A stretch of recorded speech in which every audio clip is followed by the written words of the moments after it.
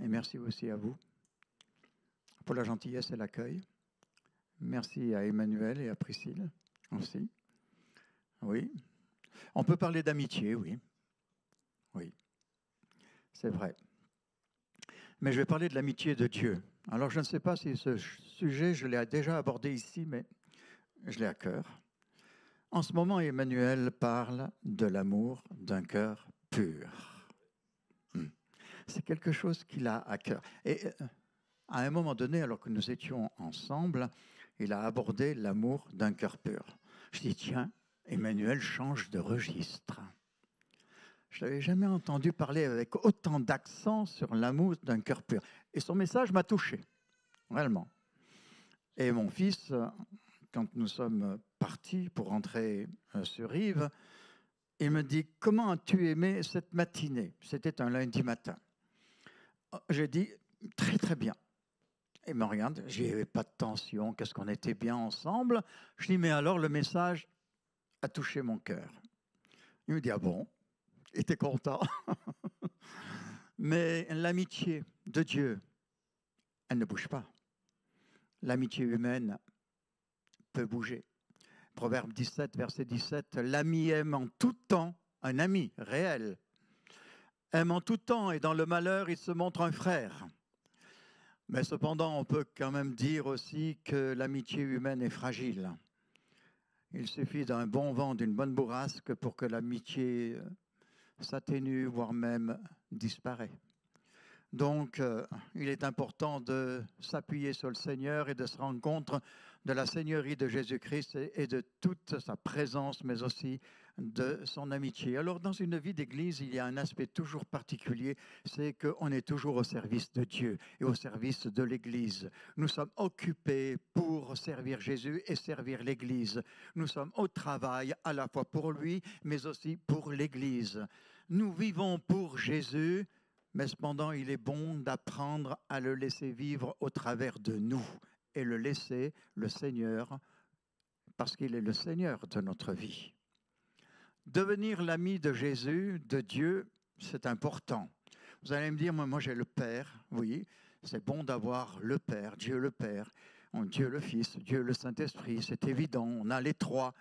Mais commencer une amitié, d'ailleurs Jésus parle de l'amitié dans l'évangile de Jean au chapitre 15, de l'amitié qu'il avait pour ses disciples. Ils ne sont plus considérés comme des serviteurs dans l'évangile de Jean au chapitre 15, mais comme des amis. Et c'est la raison pour laquelle il dit d'ailleurs, tout ce que je sais du Père, je vais vous le communiquer, c'est-à-dire il livre les informations, il donne les informations. Un serviteur, on ne donne pas tout, les informations sont filtrées. Mais par contre, quand il y a de l'amitié, quand il y a réellement cette relation de qualité, alors l'échange est beaucoup plus libre, il est fourni. Et c'est la même chose avec Dieu. C'est autant au niveau humain, mais c'est autant aussi avec Dieu. Et commencer une amitié avec Dieu, c'est à ne pas attendre. Certes, un bébé spirituel n'a pas d'amitié avec Dieu, il commence. Et évidemment, il faut aller beaucoup plus loin dans la maturité spirituelle pour grandir dans l'amitié avec Dieu. Pourquoi dire cela? C'est que même dans le milieu évangélique, il y a le christianisme du dimanche ou des fêtes. Surtout le christianisme du dimanche. Dans certaines églises, on est là le dimanche, point, et puis ensuite, attention, je ne suis pas dans un jugement. Je ne juge pas, je constate. Et c'est vrai qu'il y a le christianisme du dimanche et qui me gêne terriblement, parce que le christianisme du dimanche n'est pas bon en soi. On n'est pas là pour développer une relation d'amitié avec Jésus, et voire même une relation d'amitié toute simple avec des frères et des sœurs. L'Allemagne nazie, toutes les églises à l'époque, alors certes, bien sûr, on peut voir le monde religieux, mais c'était un pays dit chrétien. Et 90% des gens à l'époque allaient à l'église. Et cependant, sans discernement spirituel, ils ont élu Hitler comme chef de l'Allemagne. C'était un rite religieux. La vie religieuse est un rite. Et le christianisme, dans ce cas-là, est peu profond. On ne peut pas discerner quelle est la volonté de Dieu, ce qui est bon, agréable et parfait, parce que nous ne sommes pas renouvelés dans l'intelligence spirituelle et voire même intellectuelle. Les deux ne sont pas renouvelés et donc on commet des erreurs, et voire même des erreurs graves. Nommer Hitler à la tête du pays, alors qu'il y a le sentiment du religieux et d'aller vers Dieu. Même des chrétiens très avertis, alors renouvelés dans la vie de l'esprit, renouvelés dans l'intelligence spirituelle et dans l'intelligence intellectuelle, à un moment donné, on peut très bien commettre une erreur. Vous êtes bien d'accord avec moi? Se retrouver dans une ornière, ça nous arrive, parce que nous sommes encore que des hommes et des femmes. Donc, il faut faire très attention. Mais quand même, il est important de développer une relation avec Dieu. Et cette relation de proximité. Il y a deux présentations de l'Évangile. Quand on évangélise, on est centré sur Dieu, mais aussi centré sur l'homme. Mais aujourd'hui, il y a quand même cette mentalité générale, je parle un peu globale, la présentation de l'Écriture est beaucoup centrée sur l'homme, ce que Dieu a fait pour moi, et il fait beaucoup de choses pour nous. Jésus est mort, il est ressuscité pour moi, il me donne sa paix, il pourvoit à mes besoins, c'est tout pour moi, je deviens le centre. C'est vrai, c'est juste de dire cela, mais c'est dangereux si c'est le centre uniquement. Il faut penser à un autre évangile avec Dieu pour centre et en prendre conscience. C'est Jésus qui est mort, il est ressuscité pour me ramener à Dieu, pour me ramener à une amitié avec Dieu, à une relation avec Dieu le Père, pour me remettre sur le chemin les buts et les plans de Dieu. Parce qu'il y a le plan de Dieu pour chacun d'entre nous. Et au travers de l'Évangile, alors, je suis amené à justement rentrer dans les buts et les plans de Dieu. Adam et Ève, ils avaient le chemin de Dieu, puis par la chute, alors bien entendu, le gros souci, perte de toute compréhension de ce chemin, perte de toute compréhension du plan de Dieu. Jésus, cependant, est venu nous restaurer par la croix. Et beaucoup de gens s'arrêtent là. La vie nouvelle, le pardon de Dieu, je suis sauvé. Ah, qu'est-ce que je suis content. Oui, mais on oublie que Jésus nous a justement restaurés dans cette relation avec lui pour aller dans le chemin des plans de Dieu. On est sauvé de nos péchés pour ensuite ne plus rien connaître. Non, il y a un souci.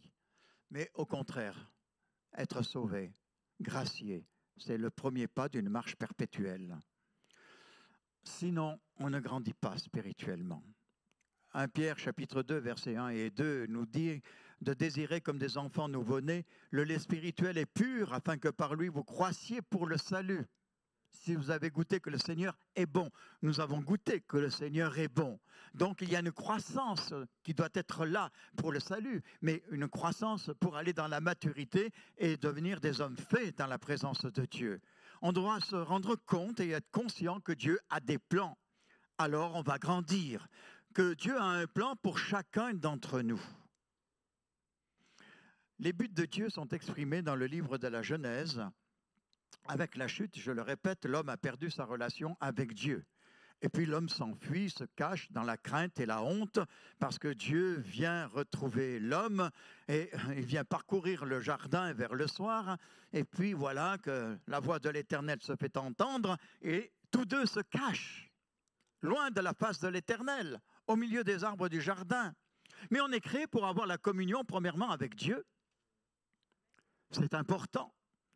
Cette communication, cette communion qui nous fait tant, elle est précieuse. J'étais à une sépulture cette semaine. C'était triste parce que la personne, triste pour moi, mais c'est triste, toujours triste une sépulture. Même pour quand on perd un frère ou une sœur, c'est toujours triste, tout en sachant que le frère et la sœur est au ciel, avec son Dieu, évidemment. Et puis j'étais donc assis et il y avait un chant. Je ne le connais pas, c'est la première fois que je l'entendais. Il est dit, je suis à lui et il est à moi. Vous voyez ce chant? Je suis à lui et il est à moi. L'Esprit de Dieu m'a saisi sur le moment. Oh, qu'est-ce que ça m'a fait du bien. Je suis à lui et il est à moi. Oui. Contact. On est créé pour la communion. Dieu nous a créés pour exprimer la vie. La vie. Il nous a donné le souffle de vie. et nous sommes réellement vivants avec Dieu pour avancer avec Dieu. On est créé esprit, nous sommes un être spirituel, certes avec un corps, mais nous sommes un être spirituel qui a la vie. Notre esprit a reçu la vie et cette vie reçue par notre esprit au travers de la vie de l'esprit est communiquée également à notre âme. Et Dieu désire réellement exprimer sa vie pour couler au travers de nous dans la vie de l'Église, comme la présence de Dieu nous a été donnée ce matin. C'est bon ça. La présence de Dieu nous couvrait tous. Mais nous recevons la présence de Dieu pour ensuite l'exprimer, pour la communiquer.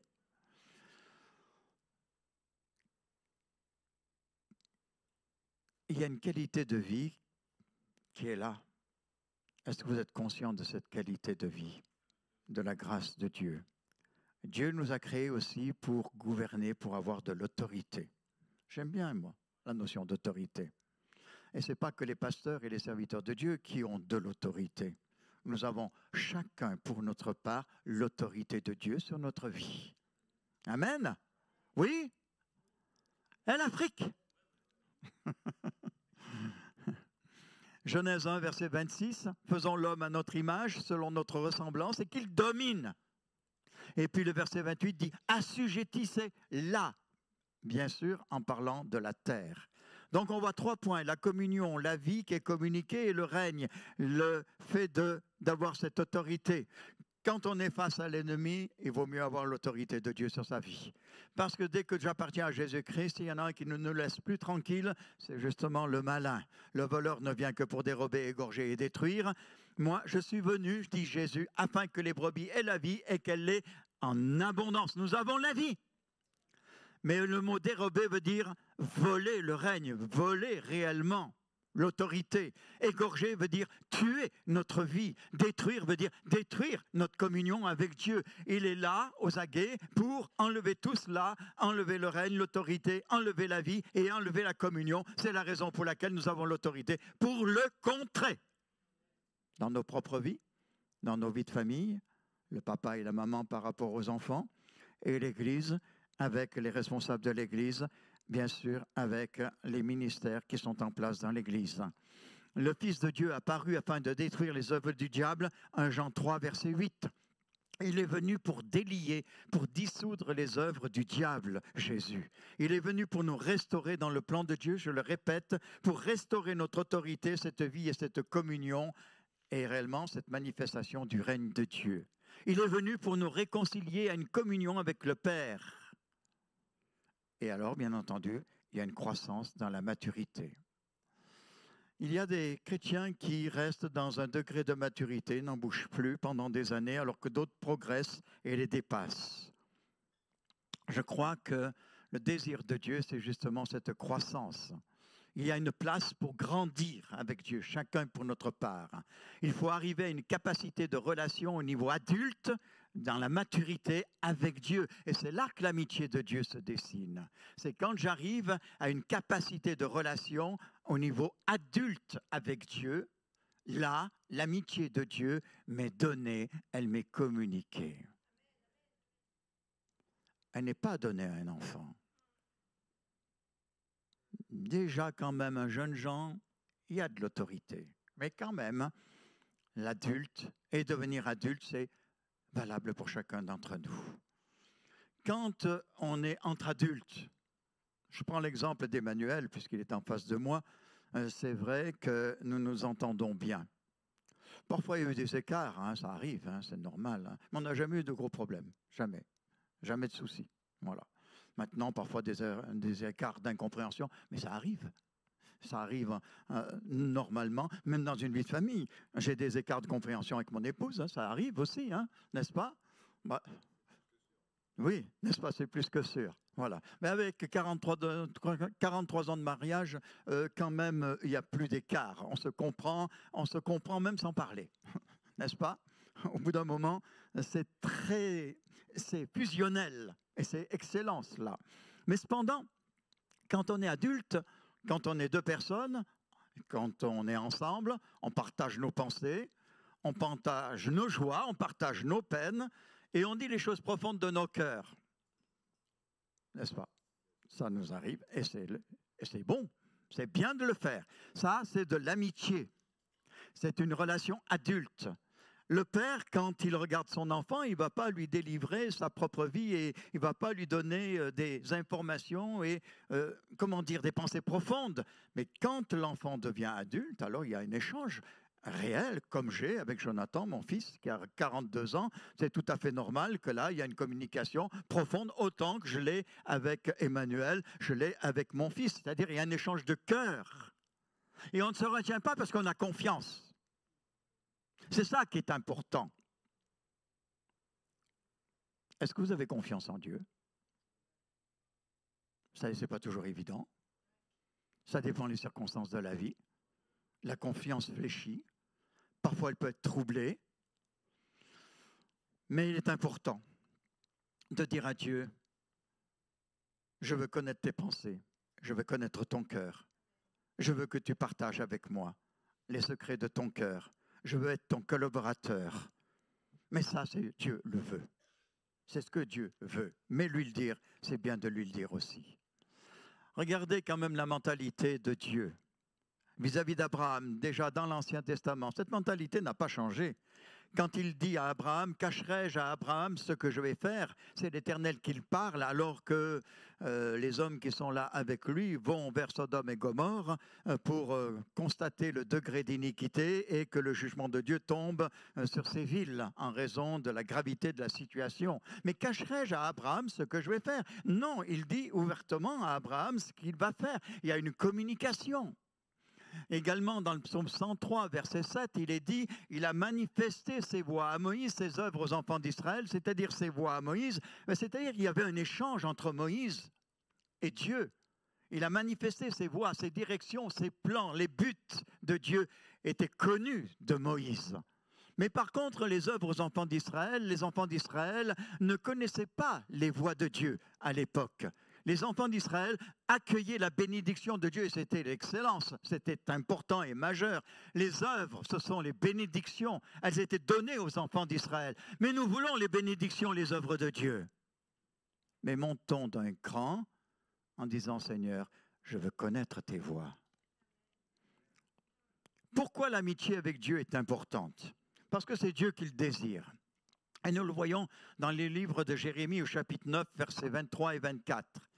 Alors que le sage, je prends les versets, que le sage ne se glorifie pas de sa sagesse, que le fort ne se glorifie pas de sa force, que le riche ne se glorifie pas de sa richesse. Mais celui qui veut se glorifie d'avoir de l'intelligence, c'est-à-dire du bon sens, et de me connaître. C'est Dieu qui parle, et de me connaître, de savoir que je suis l'Éternel, qui exerce la bonté, le droit et la justice sur la terre. Car c'est à cela que je prends plaisir, dit l'Éternel. C'est à cela qu'il prend plaisir, que nous le connaissions réellement en profondeur. Bien sûr, il est l'Éternel, il est notre Dieu. Jésus-Christ est à la fois notre Sauveur et notre Seigneur, ne l'oublions pas, mais il veut et ils veulent à tout prix que nous les connaissions en profondeur. Et c'est en cela qu'ils prennent plaisir. Éphésiens 3, verset 16. « Je fléchis les genoux devant le Père, afin qu'il vous donne, selon la richesse de sa gloire, d'être puissamment fortifié par son esprit dans l'homme intérieur, en sorte que Christ habite dans vos cœurs par la foi, étant enraciné et fondé dans l'amour, et connaître l'amour de Christ qui surpasse toute connaissance. Connaître l'amour de Christ qui surpasse toute connaissance. Connaître l'amour de Christ, alors là, j'ai un cœur pur. Dieu désire que nous le connaissions et il se révèle. C'est de l'humilité quand même de la part de Dieu. Il parle, tout existe, mais voilà qu'il veut se faire connaître à chacun d'entre nous. Et puis, un deuxième point, c'est que Proverbe 12, prendre le livre des Proverbes au chapitre 12, verset 3, l'homme ne s'affermit pas, comme ce n'est pas dit, il faut que je dise bien les versets. L'homme ne s'affermit pas par la méchanceté, mais la racine des justes ne sera pas ébranlée. Alors, il est un peu hermétique le verset. L'homme ne s'affermit pas par la méchanceté. Vous êtes bien d'accord avec moi, la méchanceté ne sert de rien. Au contraire, elle me dessert et elle détruit. C'est clair. Et elle me détruit. Je peux détruire et ça me détruit en même temps. Donc je ne peux pas m'affermir par la méchanceté. On est bien d'accord. Mais la racine des justes ne sera pas ébranlée. La racine, le fondement, cette racine, c'est le fondement sur lequel le juste est établi, qui est à la base même de ma croissance. Elle ne peut pas être ébranlée, cette racine, parce que c'est Christ et sa parole. Christ et sa parole comme fondement de ma vie, rien ne peut être ébranlé. La racine du juste ne sera pas ébranlée, parce que je repose sur le roc, je m'appuie sur le rocher. Et là, c'est Christ. Donc, je suis inébranlable. Et c'est important, parce que je suis inébranlable en Christ, et que j'ai reçu ce royaume inébranlable, alors je vais porter du fruit. Cela va déterminer du fruit. Cela va déterminer mon efficacité dans le service pour Dieu. Mais étant donné que je suis fondé sur Christ et sur sa parole, alors je connais réellement Christ au travers de sa parole. Est-ce que vous méditez la parole de Dieu? Je vous pose la question. C'est important. Parfois, nous sommes pris de manière tellement forte dans notre emploi du temps que parfois c'est très difficile. L'emploi du temps est tellement serré, surtout à l'heure d'aujourd'hui. Et parfois, je comprends réellement que l'on ne puisse pas prendre la parole de Dieu un jour. Et vous allez me dire, mais toi, tu es du bon côté, tu as la liberté de prendre la parole tous les jours. Mais dites-vous bien que parfois, avec le travail, c'est parfois aussi de la gymnastique que de prendre la parole tous les jours, même pour un serviteur de Dieu. N'est-ce pas, Emmanuel? Oui, c'est parfois difficile.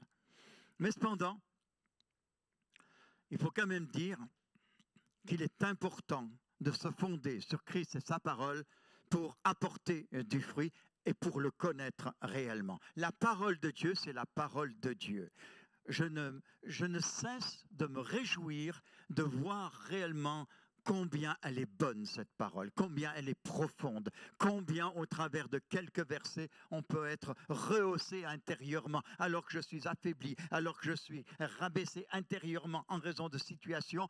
Prendre quelques versets qui me parlent, la profondeur des versets me relève au niveau de l'intérieur dans mon âme, l'âme affaissée et relevée par la parole de Dieu et la vie de l'esprit en même temps. Frères et sœurs, la parole de Dieu, c'est notre base, notre fondement, notre racine avec Christ. Je passe. Je vais un peu plus vite. Ah non, on termine à quelle heure le culte chez vous? Ça dépend du prédicateur. Bon, d'accord. Bon, si ça dépend du prédicateur. Comment connaître le Seigneur? Eh bien, la croissance dans la connaissance de Dieu et de développer cette communion, c'est au fur et à mesure que j'avance. Je l'ai déjà dit. Aujourd'hui, supposons que vous connaissiez le Seigneur de cette mesure-là, vous avez une révélation du royaume de Dieu dans cette mesure-là. Si demain, en parlant dans le temps, vous avez cette mesure-là, la révélation du royaume de Dieu est cette mesure-là. Plus vous connaissez Jésus, plus vous connaissez le royaume de Dieu et les profondeurs du royaume de Dieu. Mais plus aussi vous discernez tout ce qui est du malin et de son royaume. Plus vous gagnez une connaissance aiguisée à l'égard du malin pour déjouer ses plans et pour déjouer ses actions. Car il est important d'avoir cette sensibilité au monde démoniaque. Mais pour gagner cette sensibilité au monde démoniaque, il faut réellement avoir cette sensibilité au royaume de Dieu et connaître le royaume de Dieu au travers de cette connaissance de Jésus-Christ lui-même. Ça, c'est important. Quand on a connu la délivrance et qu'on a été délivré, nos yeux s'ouvrent sur le monde des ténèbres parce qu'on a une ouverture dans la connaissance, par l'expérience même, par la sensibilité spirituelle, au travers de la vie de l'esprit et de la parole qui nous a apporté la délivrance. Certes, on a prié pour nous, mais c'est la parole de Dieu, l'action de l'Esprit de Dieu et la souveraineté de Jésus-Christ qui a fait éclater le joug dans notre vie et nous a apporté une complète liberté. Et à partir de ce moment-là, il y a une sensibilité au monde démoniaque. Mais aussi une sensibilité dans la vie de l'esprit qui est très forte. Et la sensibilité à la vie de l'esprit me permet de discerner tout ce qui est du mal et du malin. Et à partir de ce moment-là, en distinguant, je me protège, mais aussi j'apporte la bénédiction à ceux qui sont dans le besoin. Et ça, c'est tellement important à l'heure d'aujourd'hui. L'homme dans l'Église cherche des méthodes, des programmes pour une croissance de l'Église. Il y a beaucoup de serviteurs de Dieu comme cela. Oui, j'en connais. Comment dire, moi-même, je suis tombé dans ce travers à certains moments, parce qu'on peut tomber dans ce travers, mais Dieu travaille avec des personnes qui le connaissent. Alors, je connais le Seigneur, oui, mais la mesure de ma connaissance aujourd'hui, alors comme là, j'avance, Seigneur, il faut que ça aille un peu plus vite, que ma connaissance grandisse encore. Et jusqu'à la fin de ma vie, qu'elle grandisse et grandisse encore. Je n'ai jamais eu autant d'appétit pour Dieu qu'aujourd'hui. Vous allez me dire, c'est grand temps quand même. J'ai 50 ans de conversion. Mais je n'ai jamais eu autant d'appétit pour grandir et avancer dans les voies de Dieu. Aujourd'hui, c'est quelque chose d'intense chez moi. Alors vous allez me dire, mais avant, c'était aussi fort, très intense. Mais là, je sens comme quelque chose de vital. Croissance. Certes, en servant Dieu, mais croissance pour ma vie personnelle, intérieurement. Pour mieux le connaître et de mieux travailler pour lui. Encore. Quand on demeure dans le cep, quand on demeure en lui, on ne s'efforce pas à produire du fruit. Cela coule, certes, parfois. Dieu le Père émonde, mais cela coule. Comment rentrer dans cette amitié avec Dieu et à ce niveau de maturité? On a besoin de payer le prix. Alors vous allez me dire, ça c'est classique. C'est classique. La parole de Dieu nous amène tout le temps à payer le prix. Et il y a beaucoup de passages qui nous amènent à payer le prix. Et il y a même des passages très forts pour qu'on paye le prix. C'est-à-dire que si nous sommes un peu durs d'entendement, il y a des passages tellement forts qui cassent notre entendement pour rentrer dans notre cœur et nous amener à réellement payer le prix. Mais il y a toujours un prix pour l'amitié. On ne peut pas être le meilleur ami de tout le monde. Vous êtes bien d'accord avec moi? Il y a différents degrés dans l'amitié aussi. Quand on libère son cœur, quand on peut avoir cette connaissance de l'un et de l'autre en libérant nos cœurs, ça c'est une amitié de qualité. Mais il faut dire aussi que notre temps est limité, les amis sont limités en nombre, et c'est un choix aussi que de choisir ses amis. Vous n'avez pas 10, 15 amis. Vous avez une poignée d'amis de qualité, oui. Il faut du temps pour développer une amitié. Il faut quand même dire aussi, eh oui, il faut du temps, eh oui, beaucoup de temps. Nous, il nous a bien fallu 30 ans. Hein. Même plus, oui. Oui, parce qu'on se connaît depuis plus longtemps quand même. Oui. Moi, ça fait 43 ans de ministère, et toi? 35, oui. Moi, je t'ai connu avant. Donc, je te connais depuis plus longtemps. En 89? Ah, dis donc, t'es précis, toi. Donc, on se connaît depuis 89. Je ne le savais pas, je le découvre.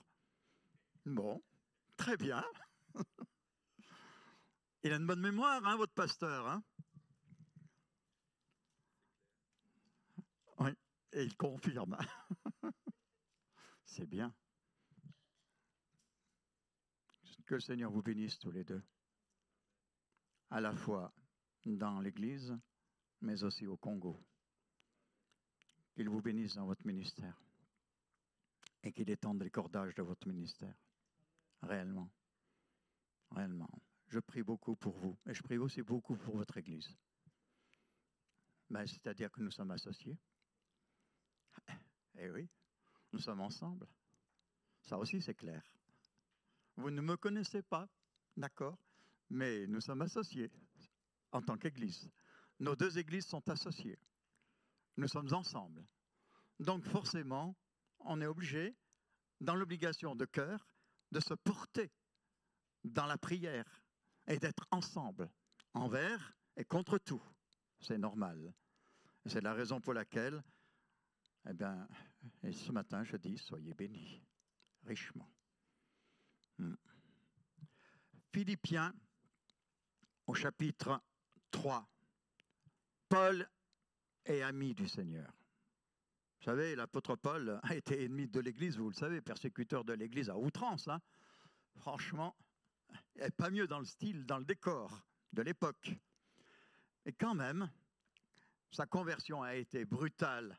Et combien? D'ailleurs, il lui fallait ça. Hein.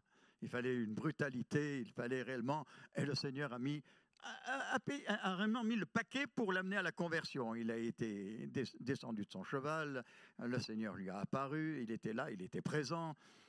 Mais connaître le Seigneur, c'était le plus crucial pour Paul. Mais il a été réellement l'ami du Seigneur. Au chapitre 3 des Philippiens, quand on regarde les versets, je les prends parce qu'ils parlent beaucoup. Moi aussi, c'est Paul qui parle. Cependant, j'aurais sujet de mettre ma confiance en la chair. Oh, c'est vrai, il avait de quoi faire. Si quelqu'un croit pouvoir se confier en la chair, je le prie bien davantage. On dirait qu'il est orgueilleux là sur l'instant. Oui, il a une sorte de... Il est émoustillé. Il dit, moi, circoncis le 8e jour. Orgueil de la nationalité, là, hein, de la race d'Israël. Oui. Il y a quand même quelque chose de très fort chez lui. De la tribu de Benjamin. Ce n'était pas n'importe quelle tribu, c'était une tribu royale. Parce que là, de Benjamin, c'est... Oui, c'était... quand on regarde les choses, Jacob a aimé de manière particulière Rachel. Et Rachel a eu pour Benjamin et Joseph comme enfants. Et de la tribu de Benjamin, c'est la tribu glorieuse.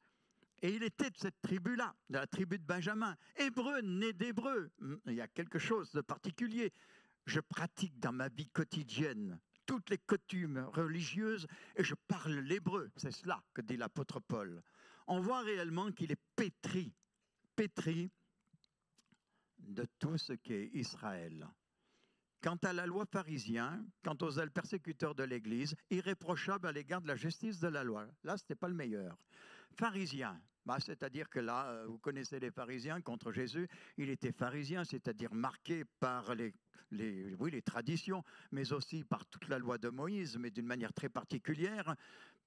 Persécuteur de l'Église, on peut le comprendre, étant donné qu'il était dans ce profil-là, mais irréprochable à l'égard de la justice de la loi. Mais il l'était. C'est-à-dire qu'il y avait une sorte de perfection chez lui, tellement qu'il appliquait la loi à la virgule, à la lettre, au iota. C'était un homme qui était réellement avec un profil raide. Raide. C'est la raison pour laquelle le Seigneur a cassé cette raideur complètement pour l'amener à la conversion. Mais moi, j'aime beaucoup les versets qui suivent. Ceux-là, je les aime sans plus, hein, j'avoue, franchement. Là, il met son étiquette. Il est avec son label. Mais le verset 7, il renverse la vapeur. Mais ces choses qui étaient pour moi des gains, voilà, c'était un gain avant, je les ai regardées comme une perte à cause de Christ. À cause de Christ. Et même, je regarde toutes choses, là, il généralise. Parce qu'au début, il dit ces choses, justement que je viens de décrire, mais maintenant, c'est toutes choses, comme une perte à cause de l'excellence, de la connaissance de Jésus-Christ, mon Seigneur. Oui, à cause de l'excellence, de la connaissance de Jésus-Christ, mon Seigneur, je les regarde comme de la boue. Et j'ai renoncé à tout, dit-il. Oui, renoncer à tout. Regardez la trempe du caractère de cet homme. Et il a renoncé à tout. J'aime ça. J'aime ça. Il est un modèle à cet égard-là, l'apôtre Paul. Et puis finalement, oui, je les regarde comme de la boue. Alors le mot exact, ce n'est pas celui-là, mais peu importe. Je les regarde comme de la boue afin de gagner Christ. Et ainsi, le verset 10, je connaîtrai Christ et la puissance de sa résurrection, mais aussi la communion de ses souffrances. L'un ne va pas sans l'autre. Pour votre engagement spirituel, vous avez des souffrances. Vous avez les épreuves de la vie. Mais dans l'engagement spirituel, est-ce que vous connaissez les souffrances de l'engagement spirituel? Les souffrances de l'engagement spirituel sont à connaître. Je connaîtais Christ et la puissance de sa résurrection et la communion de ses souffrances, mais on connaît aussi la puissance de sa résurrection. Et ça, c'est l'aspect majeur, c'est le point culminant. Avec la puissance de sa résurrection, en même temps, je peux affronter la communion de ses souffrances. J'ai la capacité. Et on se surprend soi-même par rapport à certaines situations, combien on assume les situations dans la souffrance, parce qu'on a cette capacité de la résurrection de Christ qui est en nous. On a la puissance de vie.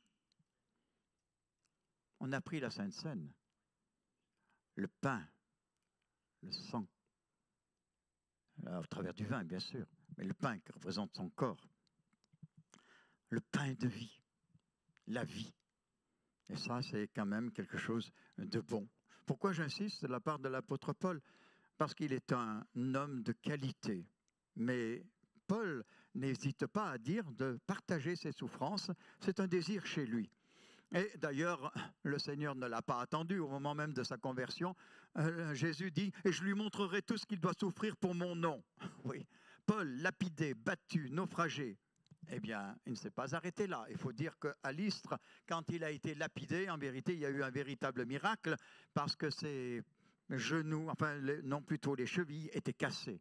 Parce que dans la lapidation, le premier temps, c'est de casser les genoux afin que l'homme tombe et ensuite on projette les cailloux, des cailloux assez gros sur la partie du corps, sur la totalité du corps, afin d'entraîner la mort. C'est une torture terrible en 2 temps que la lapidation. Mais quand on voit cela, eh bien les disciples l'ont entouré alors qu'il était sorti de la ville de Lystre par les persécuteurs. Et les disciples l'entourent, il se relève, il marche et il rentre dans la ville. C'est un miracle.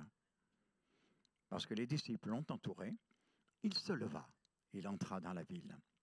Paul avait été laissé pour mort. Laissé pour mort. Quand même, il connaît la puissance de la résurrection.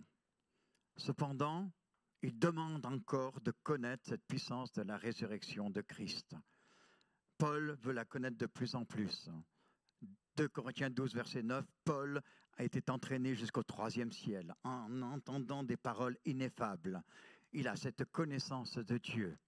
Mais on voit réellement qu'il connaît à la fois Jésus, mais Ananias, au moment même de sa conversion, Ananias qui était là, un serviteur de l'Éternel, eh bien, il est averti par Jésus, bien sûr.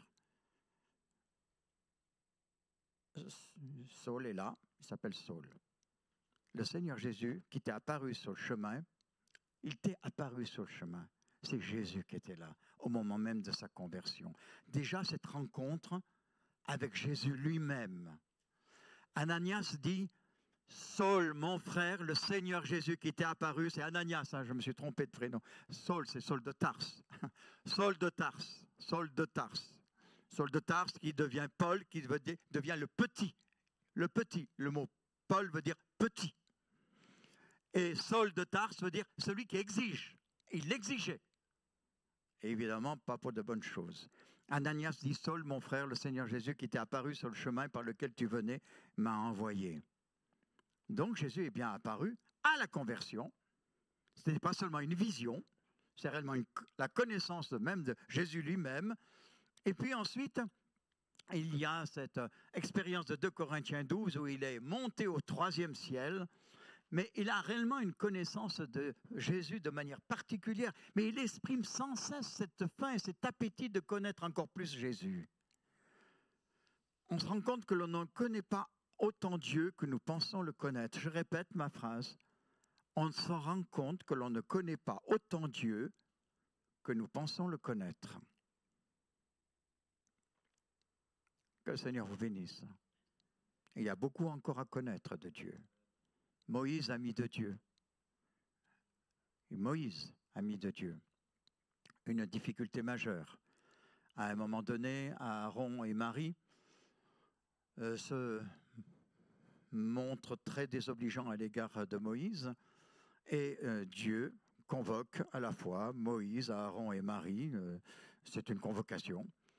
Le Seigneur, l'Éternel, leur parle et il dit, c'est dans une vision que moi, l'Éternel, je me révélerai à lui pour un prophète. C'est dans un songe que je lui parlerai.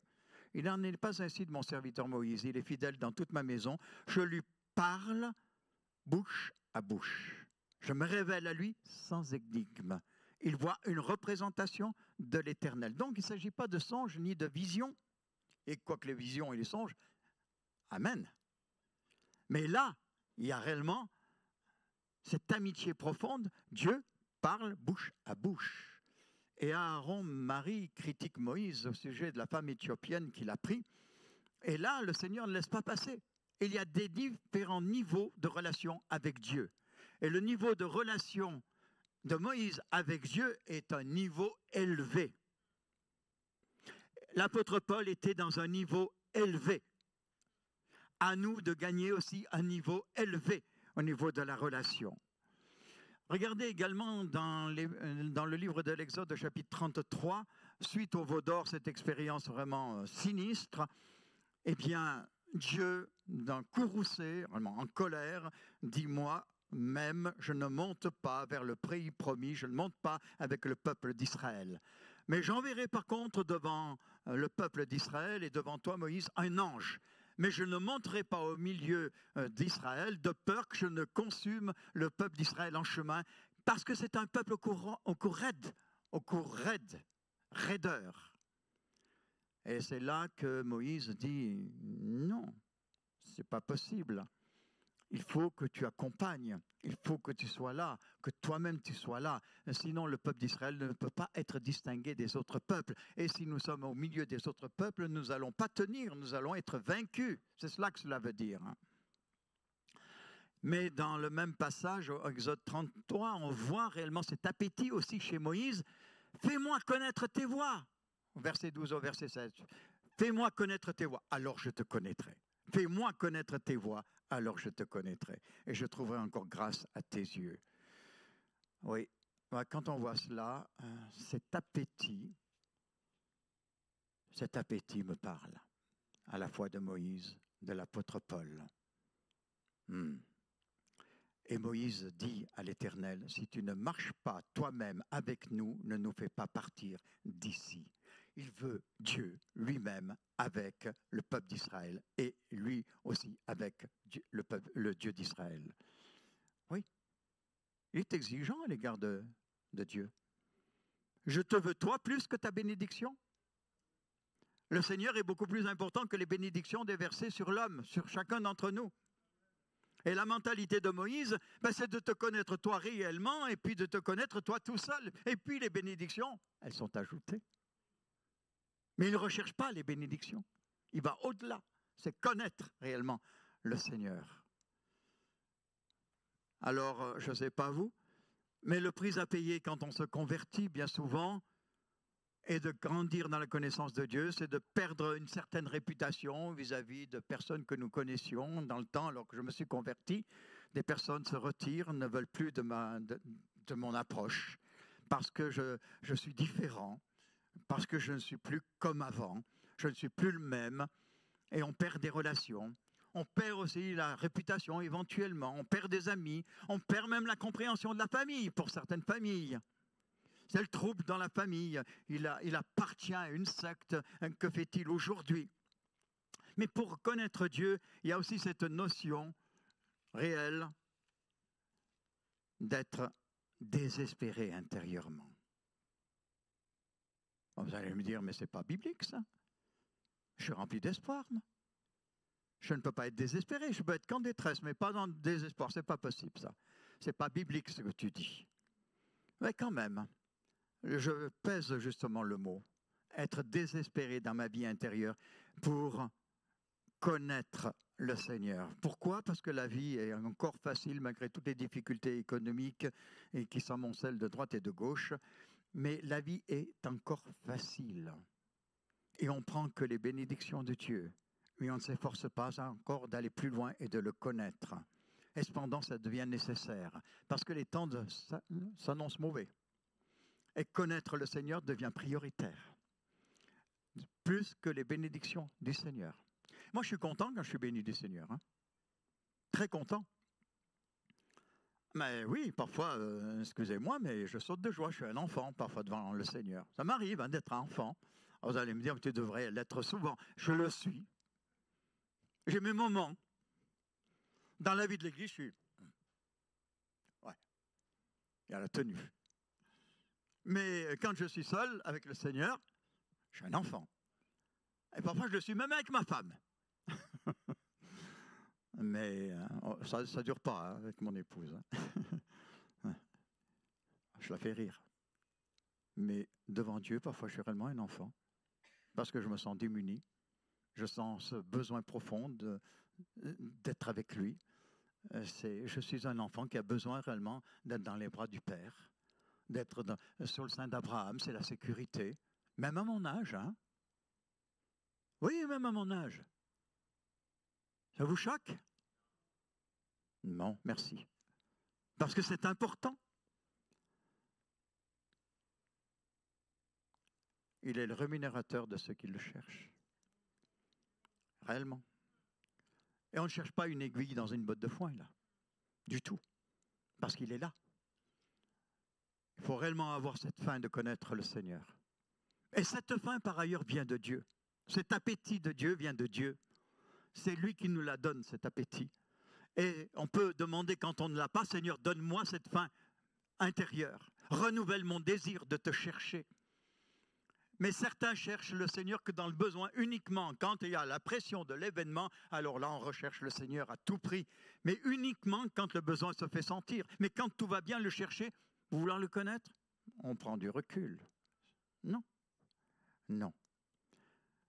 Il va falloir se fortifier dans la vie des églises, se fortifier individuellement, parce que les temps se durcissent. Alors, ça fait des années, Priscille peut aussi l'attester, hein, puisque son papa et sa maman sont chrétiens depuis très longue date. On a toujours entendu dire qu'on était dans les derniers temps, dans les derniers temps. Oui, on est dans les derniers temps, c'est sûr. Oui. Alors, est-ce qu'il reste encore du temps? On peut penser oui, mais enfin, ça se resserre quand même de plus en plus. Ça, c'est sûr, c'est évident. La démonstration, elle est là. Donc là, il va falloir avoir une croissance intérieure pour tenir le choc face à ce qui va se faire dans l'adversité. Je pense que c'est important. Regardez Daniel, au chapitre 9 de Daniel, verset 1 au verset 3. Tout se passe bien pour lui. Il est le chef principal dans son pays. Il a une position d'autorité. Il a beaucoup de biens. Il lit les Écritures. Il voit une partie du plan de Dieu. Restaurer Israël en son pays à la sortie de la captivité de Babylone, 70 ans écoulés. Et là, il se sent interpellé. Il tourne sa face vers le Seigneur. Il cherche la face de Dieu pour connaître le plan et les buts de Dieu. Et il paye le prix pour chercher Dieu. Il faut prendre du temps avec le Seigneur. Et je vais m'arrêter. Je pense que l'heure s'est écoulée. Il est 11h30. Ah oui? Oui. Prendre du temps avec le Seigneur. Il n'y a pas de raccourci de ce côté-là. Conduis-moi dans ta vérité et instruis-moi, car tu es le Dieu de mon salut, tu es toujours mon espérance. Ça, c'est un point qui est important, parce que tu es le Dieu de mon espérance. Tu es toujours mon espérance. Instruis-moi, car tu es le Dieu de mon salut. Les gens, frères et sœurs, dans une vie d'église, ça se passe. On a un capital spirituel dans nos vies, on a une richesse. Et puis, il y a des gens qui viennent prendre de notre vie de Dieu qui est en nous. C'est normal. Mais il faut se renouveler. Et il faut grandir. Il faut développer cette capacité, justement, pour répondre aux besoins des uns et des autres. Je donne. Mais je donne ce qui est de Dieu dans ma vie. Et ensuite, il faut se renouveler. C'est le principe même pour les ministères. Les ministères ont un capital, un trésor de la part de Dieu dans leur vie pour donner et communiquer. Mais ils ont aussi le besoin de se renouveler dans la présence de Dieu. Donc, se renouveler, rechercher Dieu pour se renouveler. Daniel prie 3 fois par jour. Un décret est donné par Darius. Interdiction absolue pendant 1 mois de prier, si ce n'est que de prier pour Darius lui-même, uniquement le roi. Prier que pour le roi, uniquement pour lui. Mais Daniel va dans sa maison, à l'étage, les fenêtres sont ouvertes sur Jérusalem, et il prie, et il loue le Seigneur. Peu importe le décret, il est arrêté, mis dans la fosse au lion. Ce n'est pas un problème pour lui. Et le Seigneur le sauve de la situation. Et Darius est content que Daniel soit sauvé de la situation. Un point qui est important, c'est l'humilité. Connaître le Seigneur exige de l'humilité. Ésaïe 57, verset 15 nous dit « Je suis avec l'homme contrit et humilié, afin de ranimer les esprits humiliés et de ranimer les cœurs contrits. » Ranimer les esprits humiliés. Je suis avec l'homme contrit et humilié. Et s'humilier devant la présence de Dieu nous permet de connaître le Seigneur. L'orgueilleux coupe sa relation avec Dieu. Il ne connaît pas le Seigneur. Ce n'est pas possible. Il n'est pas en sécurité dans le Seigneur, l'orgueilleux. Il a une façade religieuse. Mais l'humilité nous rend libres d'être nous-mêmes, de ne pas se mettre en bas, dire je ne vaux rien. Non, ça ce n'est pas bon. On ne se met pas en bas, mais je suis libre d'être moi-même. Je suis moi-même ouvert, connu de Dieu dans ce que je suis, mais aussi avec les frères et les sœurs. Alors les résultats de l'amitié, c'est que je donne du fruit et j'ai de la stabilité dans ma marche. Daniel 11, verset 32 nous dit « Ceux du peuple qui connaîtront leur Dieu agiront avec fermeté. » Ceux du peuple qui connaîtront connaître Dieu agiront avec fermeté. C'est-à-dire qu'on devient fort, stable en hébreu. Stabilité spirituelle, stabilité dans la vie. La vision nous est donnée aussi. Dieu voit tout le plan, je ne vois qu'une partie du plan, mais plus je grandis dans la connaissance de Dieu, plus le plan de Dieu se révèle. Mais surtout, j'ai le caractère qui est changé. Vous connaissez 2 Corinthiens 3, 18 ? Nous tous qui le visage découvert, nous contemplons comme dans un miroir la gloire du Seigneur et nous sommes transformés en la même image de gloire en gloire comme par le Seigneur l'Esprit. Et beau ce passage. Jésus bâtit notre vie, son caractère à lui se bâtit en nous. Et la simplicité, marcher humblement avec Dieu.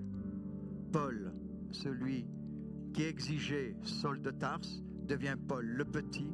Paul en 59 dit « Je suis l'avorton des apôtres ». En 64 il dit « Je suis le moindre de tous les saints ». Et en 66 il dit « Je suis pécheur et je suis le premier des pécheurs ». L'humilité et la simplicité. Soyez bénis richement. Merci pour votre écoute.